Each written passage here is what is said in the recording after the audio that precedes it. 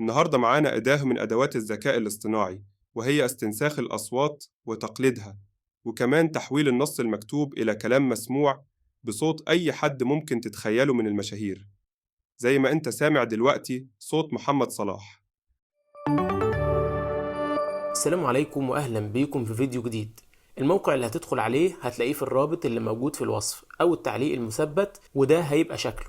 من فوق بقى على الشمال هتلاقي اسم الشركة اي ماي فون، وهنا اسم الاداة اللي هنشتغل بيها من على الموقع وهي توب ميدي اي اي. وفي الموقع من على اليمين من فوق هتلاقي كلمة لوجن وساين اب.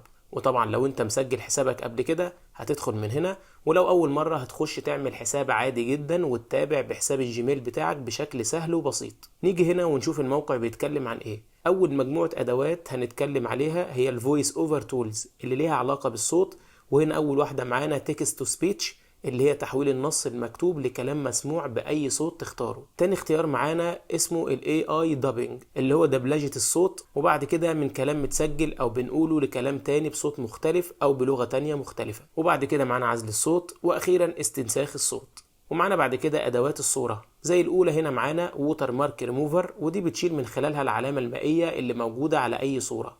تاني حاجة معانا باسبورت فوتو ميكر، ودي من خلالها بتعمل صورة للباسبور الخاص بيك. وطبعا ال AI Art Generator ده عشان هنبتكر من خلاله أفكار جديدة وتستخدمها. وآخر حاجة معانا باك جراوند ريموفر اللي هو إزالة الخلفية من الصور.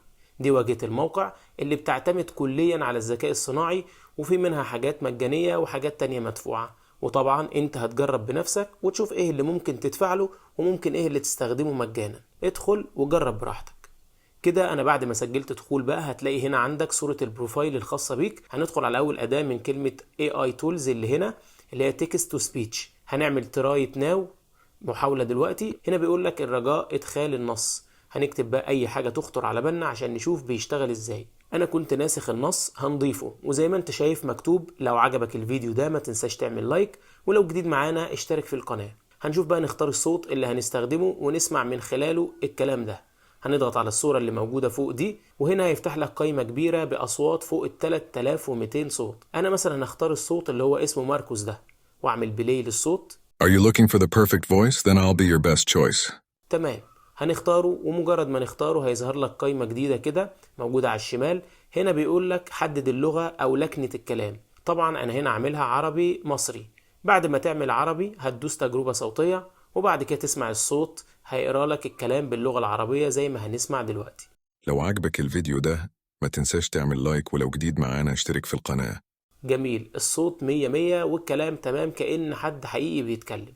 لو غيرت اللغة من هنا هنخليها انجليش، هيعمل لك حركة جميلة جدا، وهو انه هيترجم الكلام ويقراه بالانجليزي بنفس الصوت اللي انت اخترته من شوية.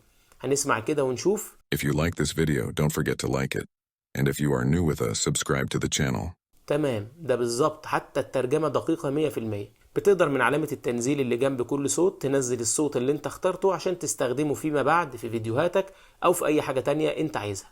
ممكن نختار صوت حد تاني، مثلا نختار صوت مثلا حد من مشاهير ميسي ونسمع صوته كده. Are you looking for the perfect voice? Then I'll be your best choice. تمام، هنخليه بقى يقول لك اشترك في القناة يا عم بالعربي وبالانجليزي. هنختار اللغة العربي المصري، بعد كده نعمل تجربة صوتية ونسمع الصوت. لو عجبك الفيديو ده ما تنساش تعمل لايك، ولو جديد معانا اشترك في القناة. جامد. هنحول اللغة طيب واللكنة الانجليزي ونسمع تاني هيقول لنا ايه. If you like this video, don't forget to like. And if you are new to us, subscribe to the channel.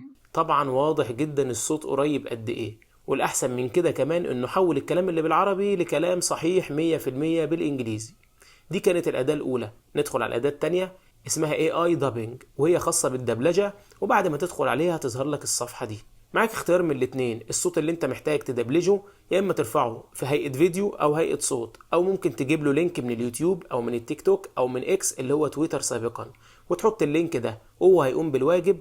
وهنجرب ده طبعا على فيديو من فيديوهاتنا القصيرة من على القناة. ده فيديو قصير على القناة منزله من يومين. اخدت الرابط بتاعه، واول ما هتضيفه هتظهر لك الواجهة دي. ومعانا اول خانة مكتوب فيها select source language، ودي عشان نقول له مصدر الصوت اللي احنا حطيناه ده ايه، بالعربي ولا بالانجليزي. طبعا انا حاطط صوتي وكنت بتكلم فيه بالعربي. طب التارجت لانجوج بتاعتي اللي انا عايزها ان انا احوله باللغة الانجليزية. بعد كده اعمل ترانسليت عادي، وهو دلوقتي هيبدأ يترجم الفيديو. ومعاك هنا ميديا 1، ده الفيديو اللي انا رفعته او اللينك بتاعه يعني. ومعانا هنا ميديا 2، وده هيبقى الفيديو اللي هيتحول باللغة الإنجليزية. هنصبر عليه شوية ونشوف النتيجة دلوقتي. The new Poco F6 Pro, as you can see, the box has the usual black color with yellow writing saying Poco F6 Pro. We open the box and say in the name of God and for S Dixada Identifies, and the first thing you see is the small box with the logo on it. Under it, the mobile is wrapped in plastic with some specifications written on it. طبعا زي ما انت شايف كده الترجمة دقيقة جدا والصوت فوق الممتاز، وتقدر بقى تغير الأصوات براحتك يا معلم وتعيش حياتك، وممكن تقوم محتوى كامل على الموضوع ده. نيجي بقى للأداة التالتة معانا وهي speech to speech، اللي هي هنحول فيها كلام لكلام تاني بلغة تانية أو بصوت تاني زي ما انت شفت من عربي لإنجليزي، والفكرة أكيد وضحت معانا دلوقتي. أول ما نفتحها هنلاقي الواجهة بتاعتنا بالشكل ده. الأولى فيها تحميل الصوت، طبعا دي هنحط فيها الصوت بتاع الفيديو اللي احنا لسه سامعينه من شوية، ونشوف هنعمل ايه. نسمع كده الصوت الأول. بوكو F6 برو جديد، زي ما انت شايف كده العلبة بالشكل المعتاد باللون الأسود. تمام، ده الصوت بتاعي. نعمل بقى جينيريت أو توليد. هيظهر لك بعد ما يخلص صوتين، الصوت الأول الأصلي بتاعي اللي أنا نزلته، والصوت التاني اللي هو متعدل وتقدر تغير فيه براحتك سواء بالصوت أو باللغة. وبعد كده هسمعك الاتنين دلوقتي. ده الصوت الأول.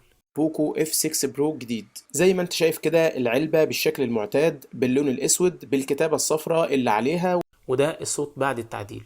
بوكو F6 برو جديد، زي ما انت شايف كده العلبة بالشكل المعتاد باللون الاسود بالكتابة الصفراء اللي عليها ومكتوب بوكو F6 برو. نفتح العلبة ونقول بسم الله. زي ما انت شايف كده الفرق واضح جدا، كأن مش انا اللي بتكلم، يعني الصوت والطريقة حتى يعني في اختلاف رهيب عن الاول. وطبعا كل حاجة بتحصل تقدر تنزلها عشان تستخدمها فيما بعد.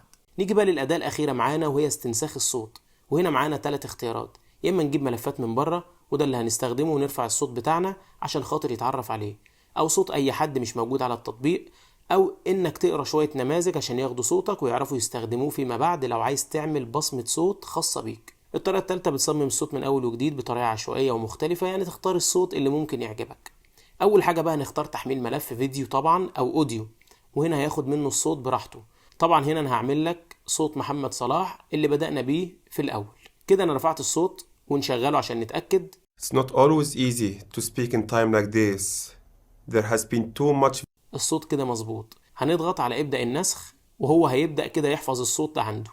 طبعا لو عايز دقة أكبر هتنزل كذا ملف للصوت وهو يبدأ يحفظ الصوت بنفسه. طبعا هنسيبه لحد ما ياخد وقت وينسخ الصوت. تمام كده نسخ الصوت واداني كذا أداء، طبعا هنسمعهم ونختار منهم القريب قوي عشان نشتغل عليه. هنا أول واحد. Are you looking for the perfect voice? Then I'll be your. بيسألك بتدور على أحسن صوت. أنا شايف إن ده صوت كويس. طبعا نشوف تاني ممكن نلاقي حاجة تعجبنا أكتر. نسمع ده. Are you looking for the perfect voice? Then I'll be your best choice. Are you looking for the perfect voice? برضو تمام، وهو أصلا كده كده نفس الصوت، يعني هو هيحاول يديك حاجات قريبة جدا من بعض. نسمع الباقيين بيقولوا إيه. Are you looking for the perfect voice? Then I'll be. Are you looking for the perfect voice? Are you looking for the perfect voice? Then I'll be your best choice. Are you looking for the perfect voice? Then I'll be your best choice. تمام، أنا هختار فويس 4 ده عشان اللي هشتغل عليه. هنا هنقول له استخدام عشان يوجهني على طول للصفحة شبه اللي بدأنا بيها في البداية. المختلف هنا مش هتلاقي صورة الشخص المشهور اللي هتاخد منه الصوت زي ما شفنا ميسي من شوية أو ماركوس، لا انت هنا هتلاقي صورة الروبوت لأن احنا اللي عاملين الصوت بنفسنا. لو دوسنا عليه هيظهر لك الأصوات اللي احنا عملنا لها استنساخ. هضيف النص اللي بدأت به الفيديو اللي كان بيبدأ بيقول لك معانا أداة من أدوات الذكاء الاصطناعي إلى آخره. طبعا اخترت الصوت اللي هو فويس 4 اللي هو صوت محمد صلاح، وبعد كده أقول له تحديد لغة ولكنة الكلام اللي هي بالعربي المصري، وبعد كده أقول له تجربة صوتية. هنصبر عليه طبعا لحد ما يظبط الدنيا ونسمع مع بعض نشوف هيقولها ازاي. النهاردة معانا أداة من أدوات الذكاء الاصطناعي وهي استنساخ الأصوات وتقليدها، وكمان تحويل النص المكتوب إلى كلام مسموع بصوت أي حد ممكن تتخيله من المشاهير، زي ما أنت سامع دلوقتي صوت محمد صلاح. طبعا الصوت هتحس انه صوت محمد صلاح بنسبة كبيرة جدا، والصوت بجد، وده عملناه بس لما خدنا ملف صوت واحد، ما بالك لو خدنا اكتر من ملف عشان يتعرف على صوته اكتر. وطبعا بكرر واقول لك انك تقدر تنزل الاصوات دي كلها عندك عشان تستخدمها في اي وقت.